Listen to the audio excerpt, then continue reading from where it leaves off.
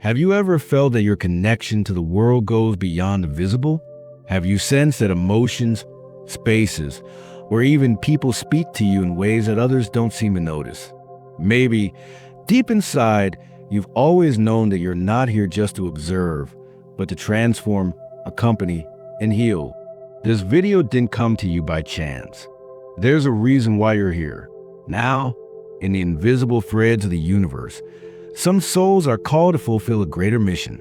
And among those souls are spiritual healers, sensitive, intuitive beings, often misunderstood, but gifted with a light that shines even in the darkest places. Renowned hypnotherapist Dolores claimed that we are all volunteers, that we chose to come to this plane because we had something to offer. If something within you resonates with the wounds of others, if you have an almost instinctive urge to ease their pain, you may carry a sacred gift, the gift of healing. From sharp intuition to a deep connection with nature, there are subtle signs that begin to reveal that inner calling. They are small clues that, once recognized, start to unveil the map of your purpose. And if you felt drawn to this message, perhaps the universe is whispering to you the truth your soul already senses.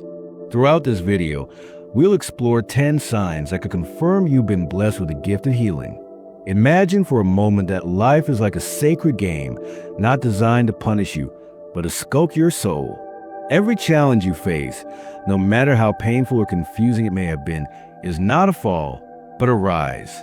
Like in a video game, every obstacle you overcome grants you access to a new level of consciousness, greater clarity, and inner strength you didn't know you had. What's curious is that even in your darkest moments, when everything seems to have fallen apart, something inside you stays lit. A spark, a hope that can't be explained, but persists. That mysterious force pushing you forward is the same one that, without you realizing it, prepares you to walk alongside others through their own battles. Because you don't just understand pain, you've lived it. And because of that, you can recognize the cracks in others, not to judge them, but to heal them. That pain you once thought would destroy you becomes, with time, your most powerful medicine.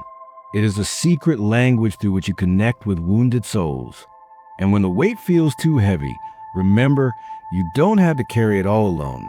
Sharing your experience with another healer, someone who has also walked through fire, can help you release the energetic burden still hiding in the corners of your spirit. But not all paths to healing begin in light. Sometimes, the calling appears as darkness, undertaking an inner journey through pain. Facing the unknown within yourself is what many call the dark night of the soul, a deep, often silent process where everything you believe yourself to be crumbles to make space for something new. If you've gone through this kind of spiritual crisis, that stage where nothing seems to make sense, where even your identity feels like it's fading, you might be passing through a rite of passage. You are not just a traveler in this life. You might be a healer, a visionary, a soul embodying the archetype of the shaman. In ancient traditions, the shaman is the one who has descended into the abyss, faced their own demons, and returned transformed.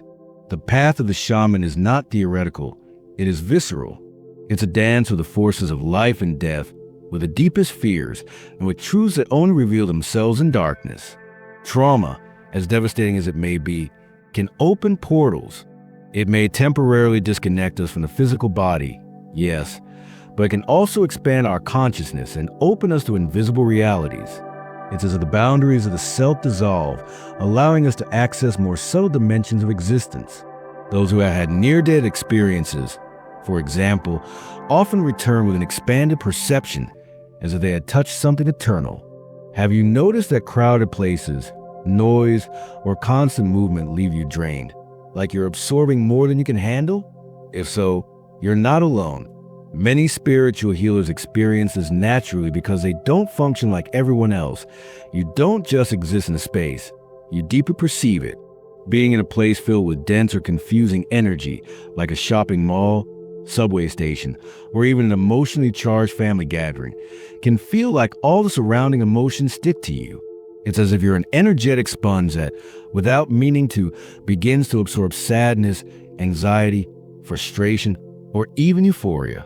Every emotion touches you, and many times, Without realizing it, you carry them with you. It's not weakness. It's heightened sensitivity.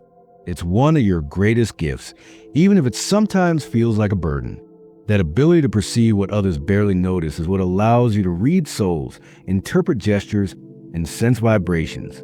But for that same reason, after a hectic day, you need to return to your sanctuary, your home, your room, a space where silence is not an absence, but a recovery. There, in the calm, you reconnect. Your energetic system recalibrates. It's as if every cell returns to its rightful place, and your auric field expands once more. And if you've ever felt weird for needing to be alone after socializing, remember this: you're not running away from anyone. You're returning to yourself. And there's more. If you find that your peace is instantly activated when surrounded by nature, that's yet another sign. For you, nature isn't just a decorative backdrop. It's a teacher, a source of life, a silent medicine. A tree doesn't just provide shade, it emits a frequency. A mountain isn't just a landscape, it's an altar. The sea isn't just water, it's an ancestral memory that reminds you who you are. The energy flowing in rivers, forests, and the wind has its own vibration. And you, as a healer, recognize it. Even if you don't know how to explain it, you understand that walking barefoot on the earth or sitting quietly before sunset gives you back something the modern world tries to steal from you: presence. Being extremely sensitive is not a design flaw, nor a weakness to be corrected. It is, in fact, one of the clearest signs that you were born with the gift of healing. You are made to feel more, to perceive beyond the obvious, to pick up on what others only faintly sense. You are like an emotional radar amid the noise of the world. You don't need someone to say they're sad. You know it before they speak. No one has to shout for you to feel their anger or anxiety. You sense it in the air, in their tone of voice, in their energy. This ability to read the invisible is what makes you a channel of light, but it's also what can confuse you, because often you don't know if you're feeling your own emotions or carrying someone else's. You felt sadness without an apparent reason, fatigue without physical cause, anxiety that crashes over you like a wave with no warning.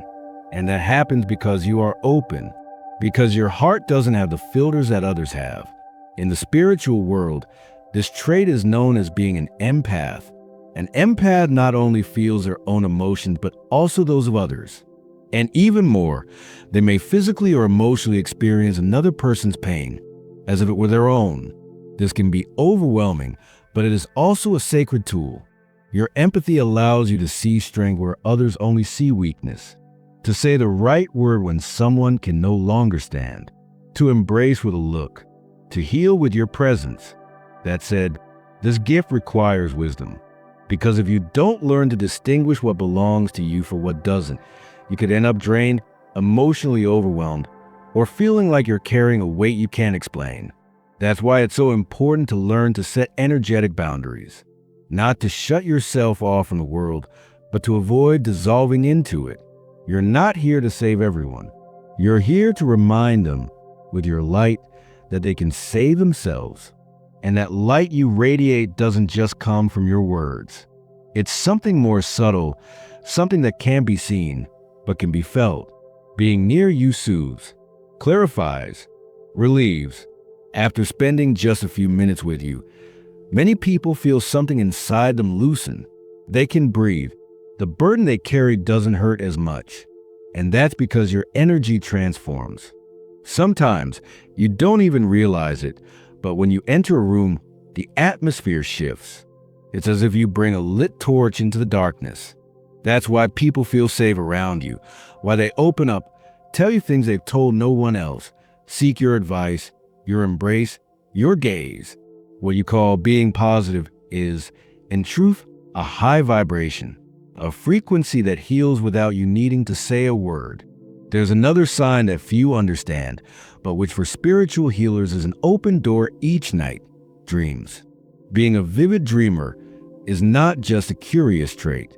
It's a clear manifestation that your consciousness transcends a body, even while you sleep.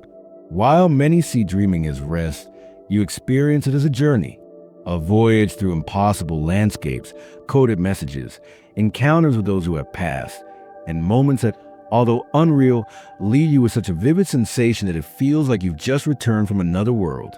And indeed, you have. Healers often have a natural connection with subtle realms, and the dream state is one of the most accessible. When you close your eyes and your body relaxes, your soul begins to travel through dimensions that exist beyond the physical.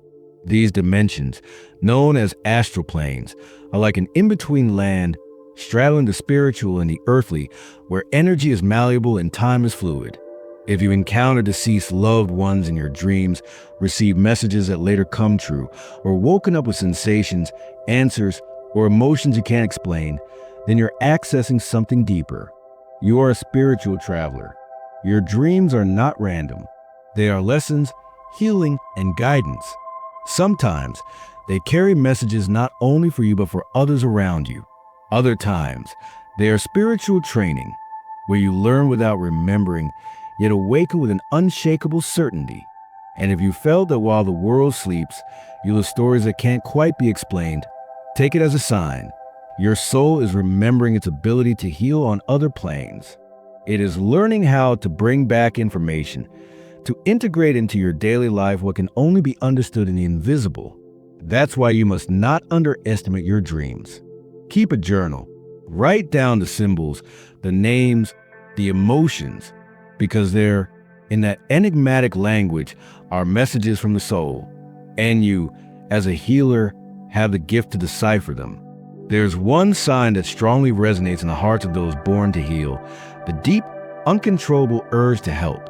You can't help it. When you see someone suffering, something inside you activates, a kind of radar that picks up another's pain, as if it were your own. You don't need to know the person, the place, the context. It doesn't matter.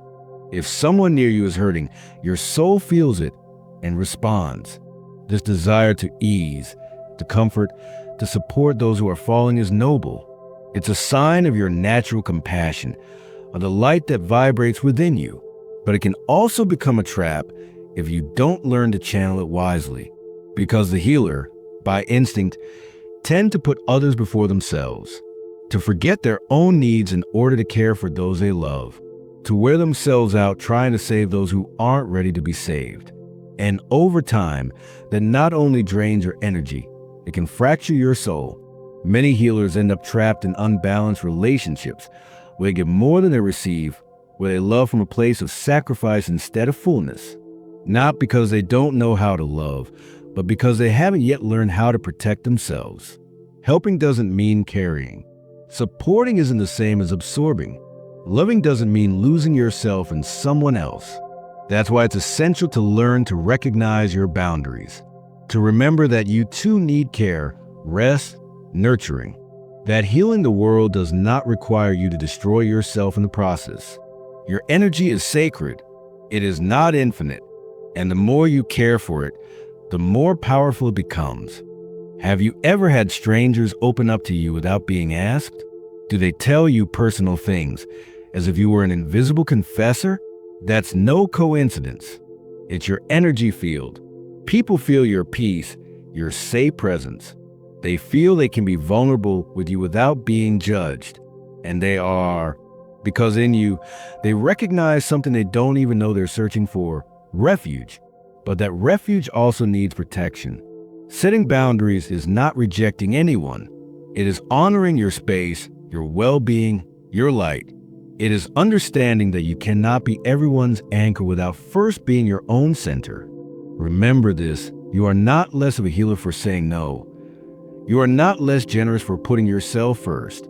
On the contrary, a healer who takes care of themselves, who listens to themselves, who recharges, has more capacity to radiate love and support those who truly need it. There is something you may not always be able to explain, but you experience it daily: your energetic sensitivity. You don't need words or physical contact.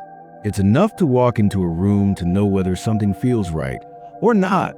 You perceive what lingers in the air, what is left unsaid, what hides behind the smiles. You can pick up shifts in the energy of a person, a place, even an animal. Sometimes you don't even understand how you know what you know, but you feel it. You carry it in your skin, in your chest, in the intuition that activates before your mind can even catch up. It's as if your soul had an invisible antenna, always tuning into subtle signals, frequencies others don't register. And although this gift allows you to help, it can also be overwhelming because you feel everything. You absorb everything. Sometimes, without realizing it, you carry emotions that aren't yours, burdens that don't belong to you, sensations that cling to you like a constant whisper. And that is exhausting, deeply.